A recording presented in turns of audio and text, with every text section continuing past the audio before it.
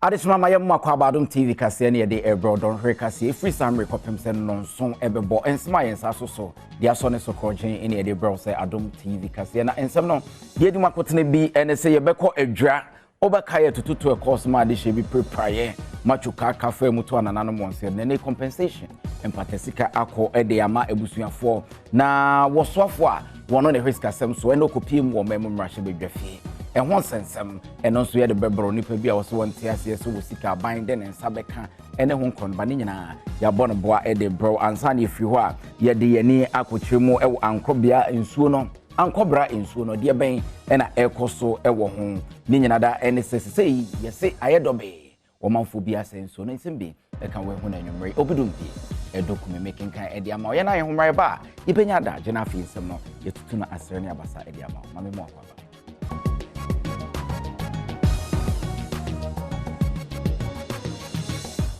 Yamu akwa babio na fe yemunwem ewo adra ene ne mpotamu ene mpanyfo de mpatasika akoma adehye bia wo prepare wo tototo a ekoso ewo ho abusua ene adofo nyina da adom kase ne wo matwetwe nkomo yekopiem ekohwese de na no ma na esiko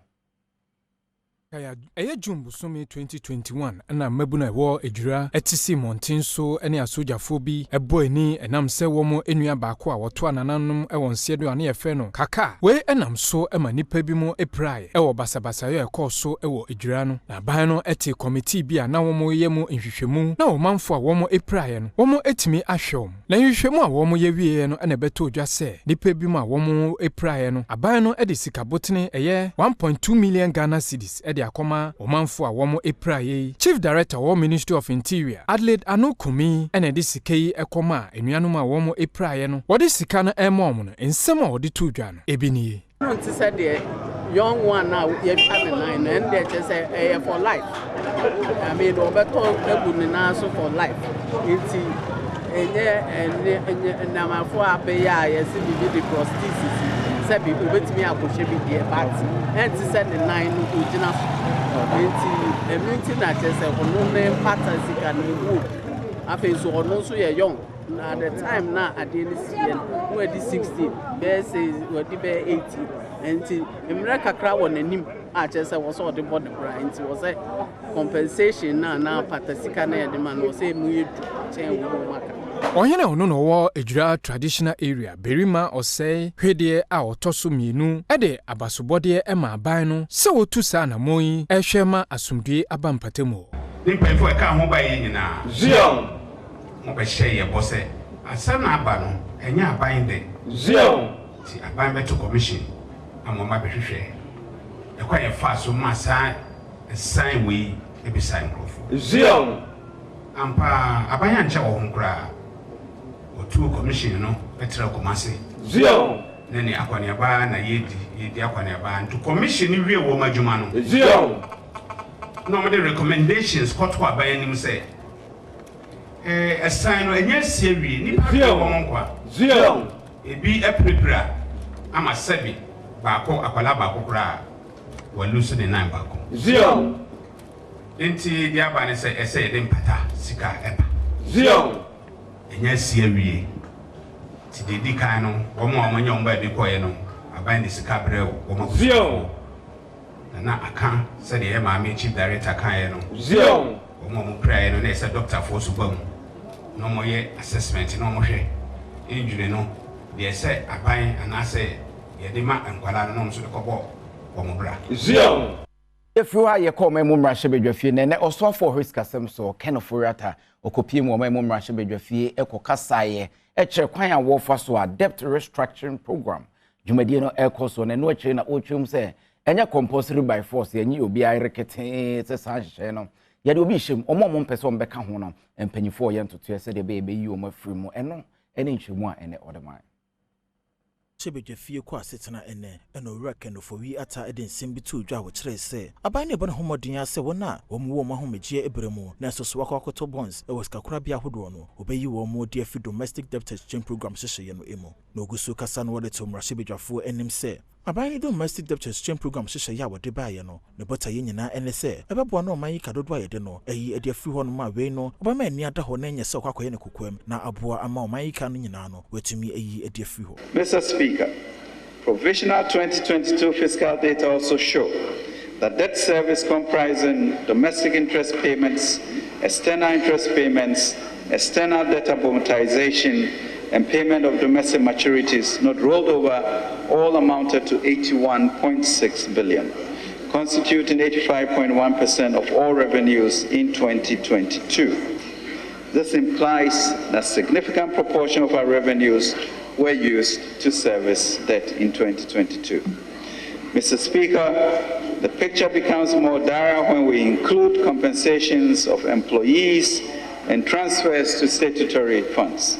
Thus, debt service, compensation of employees, and transfers to statutory funds amounted to 144.3 billion Ghana cedis, represented 150.4% of our revenues. Enwechi, Orakeno for Yatasa Kadeka Hose, Abano Gusebon Homode, so Numekwa who do be Kawantoma Abom. No Matumia Bobo Sikebiano, Ediameska Krabia Hodo, Maimo, said the Beya once or so, able to media do Mujuma Ahodo.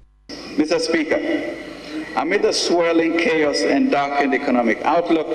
His Excellency President Nana Addo Dankwa Akufo-Addo put together a comprehensive plan which was effectively executed, leading to relatively lower debt rates of some 1,400 compared to 53,000 in Africa and over 7 million globally, lower case counts, and the economy eking out a positive growth of 0.5% in 2020 compared to the many economies that went into recessions. However, this program came at huge fiscal costs. Yeguswa e wosikasemu entotoye ne ntawantawa ma na homene so na nipa bi a waben e wo bambo mu mre bi a atwa no me ye bambofo empanyimfo no de kokobo e ma aban se aban pene tutu pene no musika eni kwansa aban de nensa kante sa de anya obi na kumantwi bo si akona na pene wi awu no de ne tri age akyerema. Kane asojafo mpanifo bi a womo omamu han e de efutu ama ban no eye osoafo no no Ghana sikasem so hwe so obetutu niema eye e de ama enuanom a womo eye pensionierfo a womo kogu na so eye e de fa debt exchange program ne ho sa asojafo mpanifo yi womo din ene Brigadier General Nunu Mensa ene Captain Sowu Brigadier General Nunu Mensa a ota pensioners fo yi echi e de tudwa se womo hwe niema e koso na womo hu se niema bi wo wa ebetimi akotia aban no eye ban bo ho nsensem a inimanimu eya no e wo so de niema gu akwam no hwe sa omanfo yi because you don't understand them unless you have been a pensioner like me. You've gone through the mill, then you understand them. We what's a be older minimba mana bit memphis is can be see na me that to lokumbi na buy is can be fa it's can wodia that be consulting me. I'm not the government is wrong, don't do that. I mean, depend any brain. It's all or the neighbor of the food here. A mad person can go mad because you are actually literally strangulating me. So I have to defend myself. My enemy is available. That's what I have done. To warn the government to stop what you are doing. You are actually pushing the ball to the brink. It's not right, and don't do it. Captain Sowu enso nsem a wono nso editu dwa efa banbo ho nsem efa enuanom a wo ye pensioners ho nsem a efa debt exchange program no eno nso niye. Asking the question, why are you afraid? Are you afraid? If you say we should resist the oppressors, you are the first line of call to tell them that look, what you are doing is not good. Look, I have sacrificed my life for this country. I've been to prison. I've been to prison for so many. I did my PhD in some prison. Not because I stole money, because I believe in the cause of the country, the freedom. And that if you touch the freedom of one person, you touch the freedom of everybody. So a time has come for us as a people to get up and say, enough is enough. And then you cannot touch people's money, their personal money. What right have you got? Na also for be the true risk asem so the ababe to dwa se bibi say no na eniye muntia wo say IMF hwehwe no say the radio adom wo hwe anamo aban yetu emre kakra mu ni ene debt exchange ne ho nkron ba na ya de bebo ama ya yonko fan ni IMF for fan ebetimi akoye. Osofo abedi chiro hwe oman isi kasem eso. Dr. John Kuma wabre on nsentwerefo din komo o mrahye edefa osofo hwe oman isi kasem so nsem odeto mrahye edefa domestic debt exchange program hye no ho no. Na wo twe se de nanka ban ne hwe senka bondholders be ye aduwotwen na kasanse hye wo mu befo aso no. Abro so atira so a akwakoju ha chechemu aduwotwen enum. Ya we no edi sika be se 82 billion 999 million 510,128 na abre aban no. Omo ma retirement omojo ahomejimfo a na omo so de na aye ntitamudi antiase ni mu no eno so abetu dwa se aban dodo na aban atiase se wo a wanfa ho ankohyemu no ni problem usika botre da ho ne nsi ho a wo se de ma ono aban betua ni nyina enti aban ayisafo ni nyina afim emomomo a omo te ase nso de omo ho bedon ye na aban da omo ase ebekoso ayen hye pade enti e de omo kan ho ne se dodo na over 80% no more maturity no and abro mo sabe come sika na bro 5 years. Enti finance minister the opportunity no ete so die 15 years or so the about 5 years. Enti fie 9 the 4th year no utiminya 50% of your principal usika botne no. There's no haircut usika botne no betimanya mu half na 5th year no saka ni nyina. Hye bia ebinum take advantage aboa omuye. Enti ye come amamfo atiase se domestic debt exchange program aye no ebeboa pension for no amedi omunya na emom de office on fan ho anhyem bia so ne sika ne hyehyɛ wo ho no aban be di suso ade ama no pepe Wama imu mrahye bedwafie na osofo kopi mo ensam a wode to mrahye bedwafo anim no yane bia twetwe nkomo abisa wo msensam no mo hu ne sen wo mo fa ne sen anyim bia ya de toss mu ana Mrahye wo mu wo mrahye bedwafie ahase kasa defense nsema osofo hwe oman isi kasem so owura kenofowi atabe kan ye domestic debt exchange program hye no eho na rabra dom kese wo mrahye bedwafie wo mu efo aso nom de omachitai ema asan hye yi no dom kuma wo mrahye bedwafie de enya de se wo mu ene wo mu adwen ekobenkrom na abra mrahye bedwafie chiame efo osofo hwe oman isi kasem so ema ne be kyerɛkyerɛ domestic debt exchange program hye ni mu ede kyerɛ mrahye bedwafo no ode akonya eto honom se obi wo ho nsembisa bia obetumi ebisa nsembisa ne bia mrahye bedwafo ebisa ye edefa domestic debt exchange program hye no ho no ebi eni. Mr. Speaker, domestic debt exchange is like a surgery. You don't do it if you are not sure of its repercussions. Mr. Speaker, you only do it knowing very well that it will solve a problem. But unfortunately, what the Minister of Finance and the government is doing today will hurt the people of Ghana big time. Mr. Speaker, when you read the literature on this debt exchange program, the Jamaican model has been presented as a gold standard.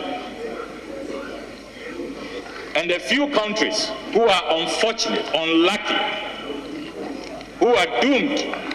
like Ghana is today, are asked to adopt the Jamaican model. We could not even access private sector to perform over 10 billion a year import bills. We all contributed to this apart from the global. So what we are telling our fathers and mothers today is that we beg them. The situation where we are is an inevitable policy that we need to adopt. What we can assure them with is that Jamaica did, and at a point the same new bonds, their yield began to increase. The market began to do well. They were able to reduce their interest payment, and they went back to the international market, and Jamaica got well. He jumped to conclusions. So, Speaker, you may injure yourself as he's injured himself. Mr. Speaker, so the minister, a former deputy minister for finance, now the minority leader, please speak to facts. Please speak to facts and don't jumble the facts. Otherwise, we get it wrong. Yemfi o memo mrahye bedwafie yemfi ani nchemu e won sanfufuru mu ye de ni echemu e wo esuo ankobra eso na kopiemu esuo ankobra so so abede echi a wona na hwe nsase eni mu nipa ho nsem so mrekudu kade atodwa oso kohu ye na sesei wonya gidie se betimi akoye esuo na seye ne ade nyina na sesei kakakaka supe akokọ ebenom so. Mse ye koso ewo atoye mantemu no esei nsuwansuwa pi. Wuyu nkronkumu asese wamu enya nsuo enomu a. Oba nkronkasie mu nsuo a Ghana Water Company Limited etwese bebi a wamu nya nsuo free. Eso ne so ema omanfo enya binom no nso ehonum nyina asei. Senti aban pese woboa na obra galamse ase ewo mayimu nti odi operation hot 1 and 2 ebaye a na ne tirimpo nyina ne se obetimi apam womu a. Etu afamagudi enya ne kwanso wo mayi emu. Ekamia ese san hyehyeye a wodigu akwemu no. Eso banfa so kakra sanse woko ankobra asuo ni mu asesei eni eyate ya nesa oso afa be de ekra wono ene hye ensase ni mu adodode so owura George Mekuduka ene ne mpanimfo eko asuo no so eko hwede ekoso ewo ho na odi tudwa se aban ebeye de betimi biya se bayi a wo mo eye galamse obeyi wo mo afiri omayi emu na eyi ye fasusu a ochede yes we can do it yebotumi amayensu nenyu ato wo bebia do ye brim oye ofin oye ankobra oye pra oye tano mo otibia na bebi a wo bia no de ye Ghana fo se yagitum de bohwe ma yensu no nenyu atewa yes we can do it no na da mabiri ye bototo asre obia de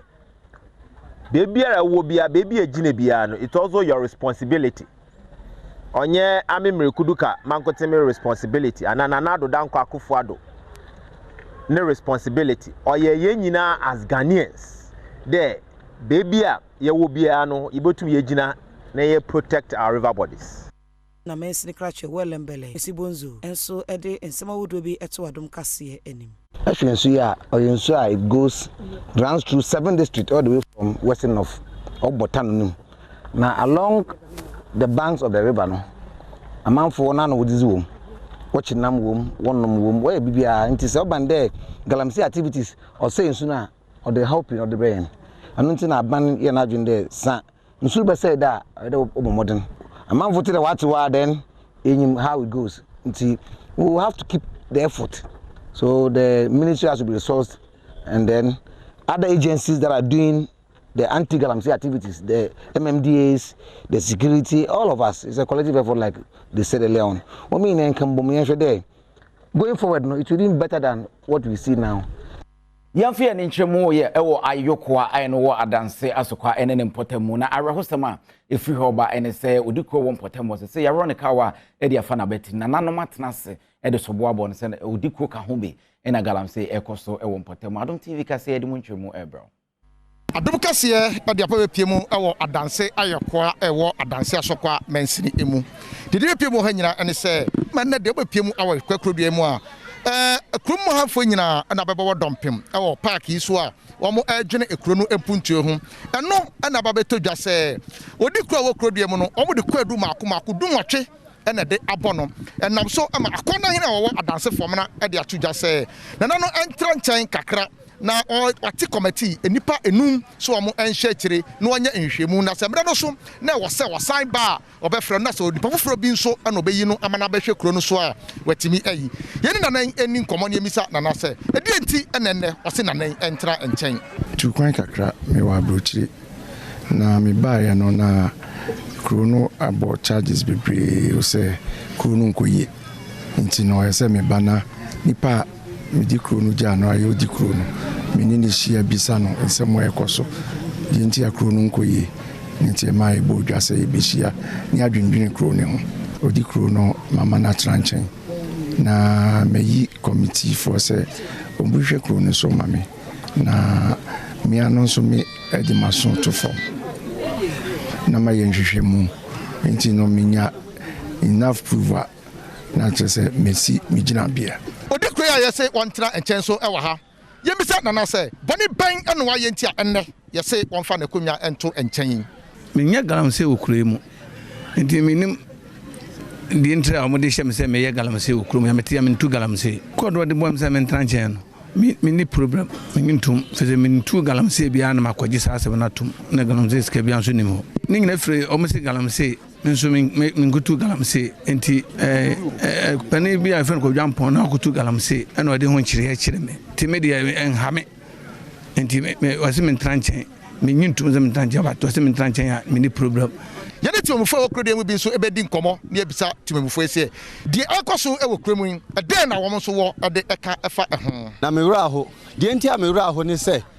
menim sɛ yeyi krom panifo ahini a wɔna wo akukuduro wɔnim kasa anasɛ bibi kakra wo wɔnsɛm a sɛ bibi ba obetimi etu ho anamo yɛni agina na ho sɛ ro ba ya mayɛ ne no yɛni agye pa tie da na se so aboya no ade sɛ dwumodi okwa ade ama yɛni nso sɛ wɔtima de na konwa ade ato nkyɛn kakra ade ade ama yɛ nti ne sɛ kuro no puntu bi ade emmam midin ade Isaac K Namanyo Adom Kaseɛ Minsmidi di obidum bi edu komiko komlemle fan of street ha na Adom TV Kaseɛ ye de ebro ye beda ho aba ye ba ye bebo awrade aka ne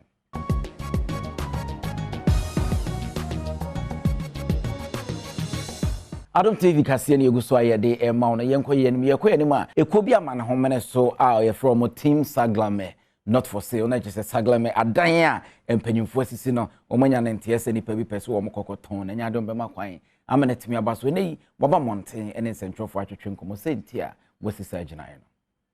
peso kire ne se sika pudu a ye hia se ye di beye Saglame ye na ya sha ase aton no aban ni bi enti de sa no ode ma ankorakore na ankorakora ba beto na just aban to ama ankorakore no na ankorakora ni to wi a ono atonton ane ese adabraka ne di kan ne enti a agi sky free suze credit woni se ye besisi dan ya efo na sabita frate private man be no so won pemfa so da bio aban krompo ton Saglame housing project na dan sign form na obi a ono pemfa so ana afedie oba beton Saglame ye hunu se emu Ghana for because Ghana for do no any sika adenti o se ye nya sika enye ana ese na se woton sika no de be den wo se ye de kwahye foforo ase wa amasame na ese wo de kwahye foforo ase wa amasame sen ene se sika no a Sebi mo pedi akwasha bu fraso wa masama no ade na mo nkopo besia anye bia $3 billion kwana nam kwanso be yenyi bi ne yemfa nko wie Saglame na Saglame na nka sem finance no and finance no by selling it to other people or see there be omunya na the $55 million bi tio $55 million bi eba be si dankra be ye 12,000 enti won hwe ya umemba ye nyina ya so support say na say $55 million AC 12,000 housing units there. And they say yo, because obi the $200 million, AC 1,506. Niya can say 5,000 housing units. And by that day I can say, wakwa $200 million at the sea. Nasa oman fancy will be a wedding sikabia. I'm running no cranny say. Mom from Sanka Saglame. No one ye be am what's here. Ye nyano emon chrono. Na ye shabain, ye catch the bain say. So nim now tonwa. We will force him to rescind his decision. Apart from that, private developer biankrekre ni pebia wo ba ya wadwene se wo mim ene opese menkum nyanti wo ba beto no me ene minwanu aka ye ka wo se aban bia sesa empo aban we ya sesa na aban kro no ani nipa betena so a yen ye be force ama saa dwirim ne keta hye ene pre kankan ene odo a yen nyama oman no se bitafrache etubetwa Yenfio na fe yenfa ye ni enchemu not ho ene nipa bo pay so pa ni nyina da ene say placement system wo ma e wo so mankasa omo pay school no motimi eco self placement no na wo sa wo fo ne adesuafo nso etimi konom ko hwe o mani so ade nom ko ye se de be ya ye ba be school omo so benya bebe no watimi akosua de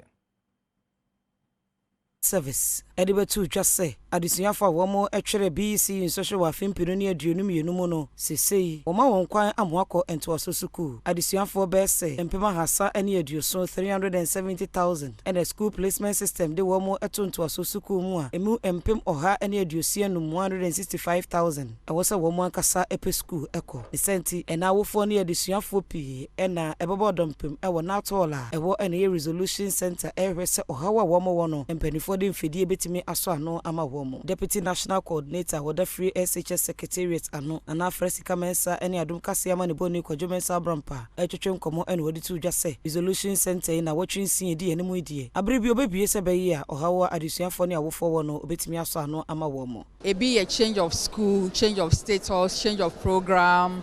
and a re-entry ebi mo a omu wie school last 2 years and a last year but for some reason no man to me anko school so almost re-entry at the amomo and this for no wa ha because some omo boy ho ban last year Kojo, you can attest to the fact that yechi obi wa ha na ojijiska and I so no the way you man a critical near here bambo into police if one wa ha e boy ho ban and wechi and awofo bi any Adom kase atwetwe nkomo e kire wo hawa wo mo wonti a ede wo mo abepie mu resolution center honom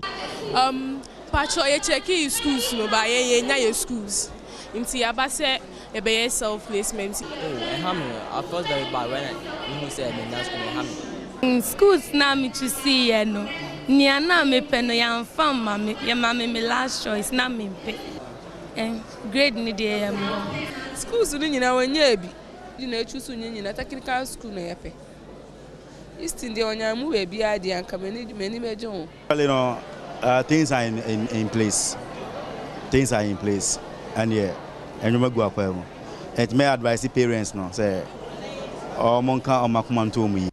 Yanko memo mrashe bedwafie na mrashe bedwane a ugina ode mo manfo adanse asokwa abato mpesu aso ye freno kwabena tahir Hammond Keti Hammond sese ya pawo no so wonkoye so afo a obehwe adwadi ho nsam so free August bo so mene kono na ni nua o ye mrashe bedwane a ugina ode mo manfo wo buem abato mpesu aso Kofi Adams e de atodwa se emra wo kono wo mana guru munye den kakra ase kwan ofa so ye ne dwuma no wo ma munye den wo ma mumpi asense ase ago kakra e wo nani so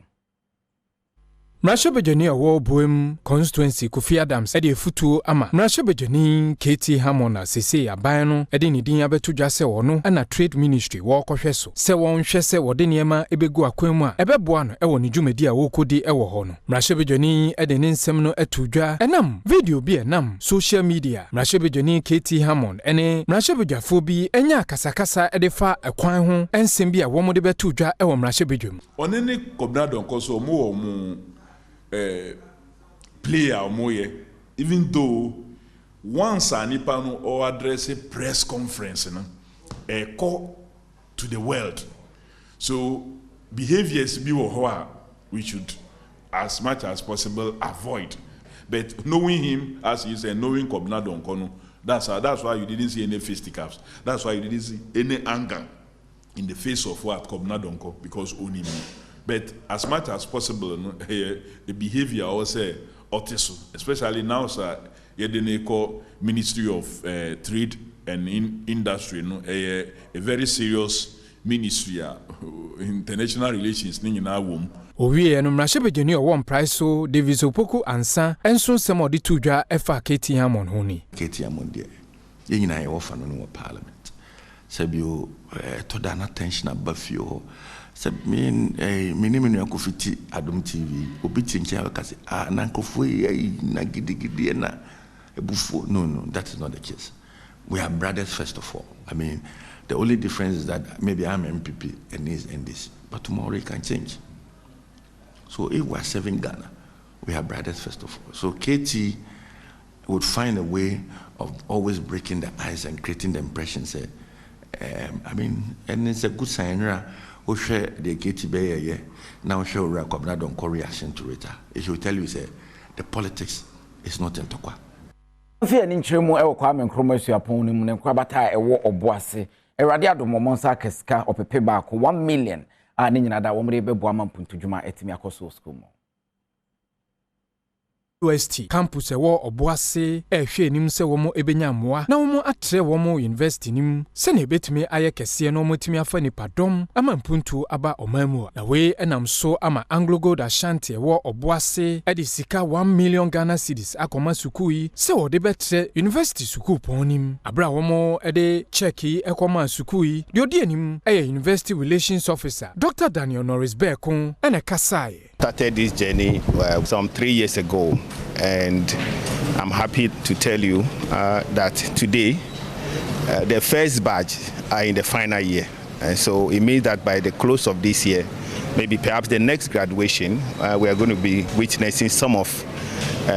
our products from the Obuasi campus being part of the graduating class. As a new campus,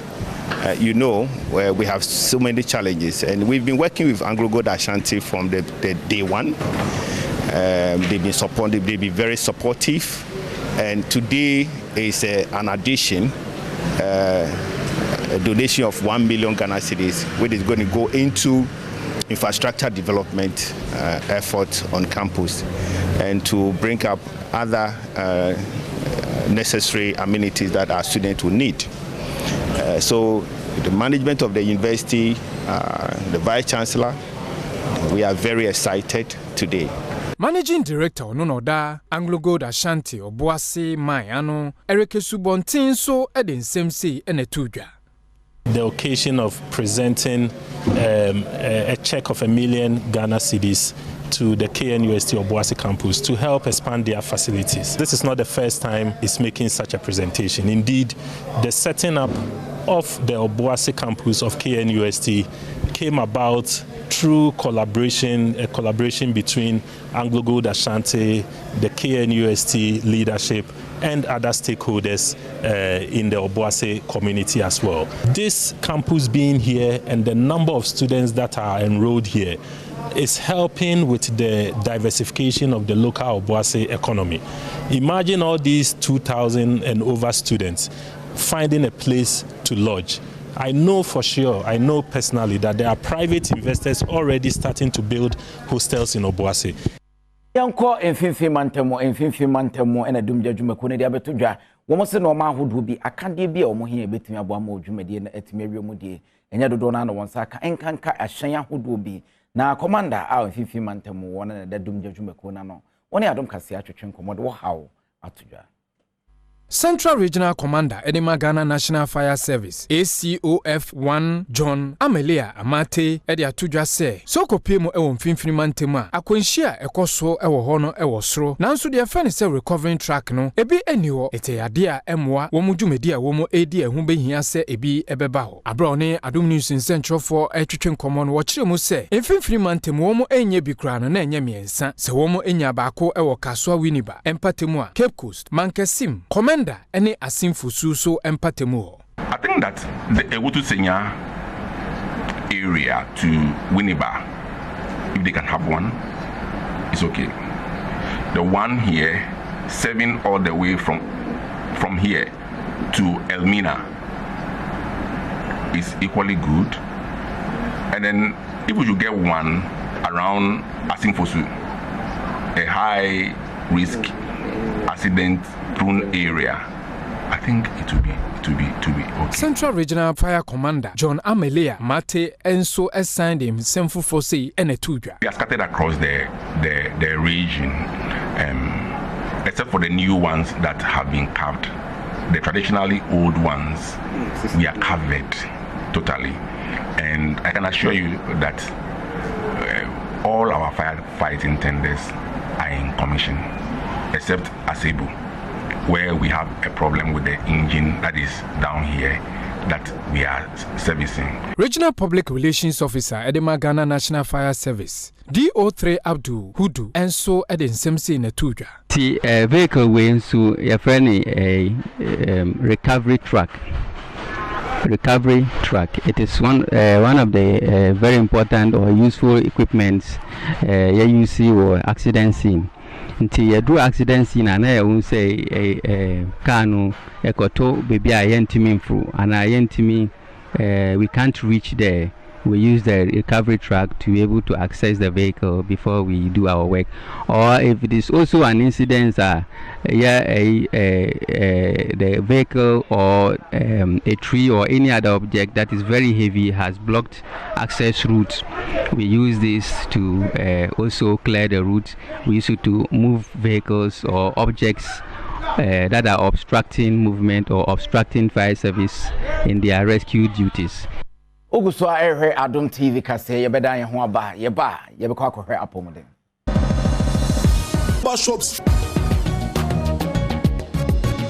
Yamakwa babio apomde monsam yebo e de Roma eko bi a omasori na omoso omobo de road ya fampomde ho nsem honom de atodwa se enoma hodo a ye de esichi efra e de ye tofe nom ne ho nkon ba no ebe yanke yemfa bo kase yemfa nto so seto esanse sei se de yade a enama sichi so eba no e adoso dodo.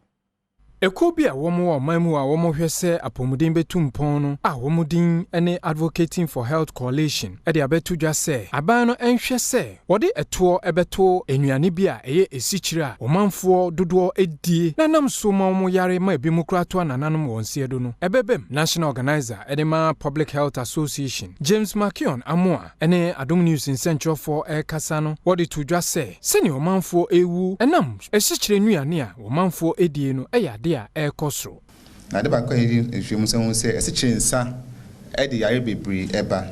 dedi kan ene se ede akese bebre efe no obesity etimi ba na so obesity is na major cause of yare bebre se obi akese emroso no ede akoma yare ba ene yare bebre so ebre nipa asa kan so mai hu se ye hwa ska ye se ewo yare a efa edidi hu eno eye $121 million. Osan edi tudwa se sene omanfo bi enam edi tudwa se saban no edi to eto sa niema nsu a eyade ebegu omanfo edwa no enye nokre abro mo ye sa tax amankofo adwuma anse no mo wona oye sa drinks no esha se ye drinks a esiche no ennoso enti nkofo sha se to sa drinks na esiche ennoso na tosi me bibiri so sha se koye normal nkofo na ji hu enti bibiri ko producing su any other drinks a esiche ni ma emfa yare ema enti the tax ba na se ohwe na se ebe mo adwuma nkofo ma sisa na ye ade drink a ahoden wom ankofo betimanum enya ahoden Ghana Non-Communicable Disease Alliance ejumeko nso ekasafa esichire a eha omanfo apomuden ewo manmu a openi ono no de womo ensem no etudwa no eye Juliet Ekuamo Aboaten ye hwe evidences a ye wa e trese nipa dodo na ewu even Ghana has esia no afibia no 94,400 people and omu esan non-communicable diseases. Enti said WHO ese sugar sweetened beverages eka ho na enyo no nko aba 85 countries aye research ehu sampa sugar sweetened beverages eka ne de non-communicable diseases eba ne ho dia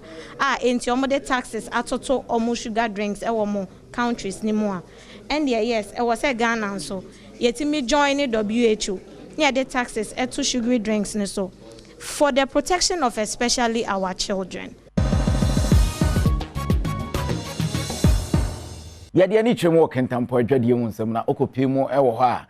womanfo a ate ahodwa ena omudie cashew farmers womo se womo no ma ne bo no abafo mo hema bupan dunum enya de woni je honte empanyfo hwe no wonya ho bebe Akuafo womo edo atea ewo Kentampo South wobuno ismantam no emu etredia womani nche ho kra wo sede atea bo no asifa akofom esansa financial hye ena Ghana ban no de betu dwa ekire se anya kura no atea no womo hye nton no Ghana side no wotwe ekiripo aduonum na de enti womani abre no mo kasa ho ene se enhye ya ban no de betu dwa no enya de se ekososa esanse atea womo ton no Ghana side no insia na ekiripo aduonum na wonsansem we ho no akuafo womo ne biom betumi de atea ne bi asie ekredia eyade ha adwempa ye esanse omo hwe kai komuni ahode omo de hyem ye adwuma no ene sika omanfo no bi ede to na entwa ye kura ama omo adwuma eye agu na bradom kase ne chairman association no edi nkomo no ode de sreto aban no anim se aban no ntumi nya mra bi emfanto ho se de be ya wono eta beto atea de firi wo nsem no ebo na aban na twade ato honom no wo mo bedi so mfa se be ye emfie nan a etwa mu emfie nan a etwa mu koi aban no bre cashew ema ye duae na ye duae no emaburu no de wo ho gimu pa ye dua cashew no wie no cashew no bae no se ye to cashew no a na se ye ntene ye ho ntoni yi enti ema obi a paba ena aban no last year oye bibi ete ayi cashew board ena omo de price di bae minimum price omo de bae no 5 cedis eno kura no eboa akuafo no papa eno achi Mr. Pokodua ya wono eye vice chairman ema ekuo no ensoso de nkra ema na Ghana aban so ntwenani embehwe akuafo wo mo edo atea na won pe scholarship bi emfa ento ho no ma wo mo sede ye wokoko scholarship no na ntumi mba wo mo akuafo no no sa akoto de sre Ghana aban ne se won kwantempon no entia pokura ntia aban ne hwe no hwa senye so ensiesin fama wo mo sede be ya wo mo dwumadi a wo mo di wo honom no ebetumi aye wano nanka aban be boa na da Roma sisi a wagie atum se cashew akuafo na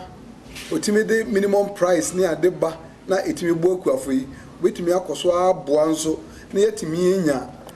scholarship nso a cashew scholarship say the cocoa for no ewo cocoa scholarship no na cashew nso enya scholarship na etimi de aboa ye ma no na omonso etimi e de cocoa school na wia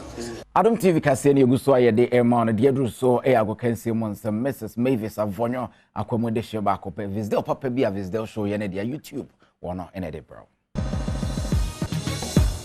Mama akwaba de ba agokansi so Mavis Avonyo faale de ajoba lady Visdale papa bi nam de nsem ne brasida enkoma Miss Goldie's boutique no shemi atare kama Santa Maria Blue Kiosk ho a enowo okwa entire ne style bi ubenye bi na de akọ occasion bia na me de nsem ne bro de ahye no so say Ghana Boxing Authority and they womo launch officially second edition of Ghana Professional Boxing League no ewo crime potem hanoma Ra Mustafa Yusuf wono ene Minister of Youth and Sports wokopiem wo na nsema wodi to journey. I just want to make a special appeal to corporate Ghana, and this is my personal appeal to corporate Ghana to support Ghana Boxing Authority in their effort in making sure that they position Ghana as the boxing destination in Africa. We all know Ghana is the gateway to Africa. The leadership, the current leadership of GBA have done so much. Corporate Ghana, just as government is supporting, we want to appeal to corporate Ghana to support, because government Meto aso de amadi ashen said the Black Queens of Ghana say yeah Bruni Shete and that women ni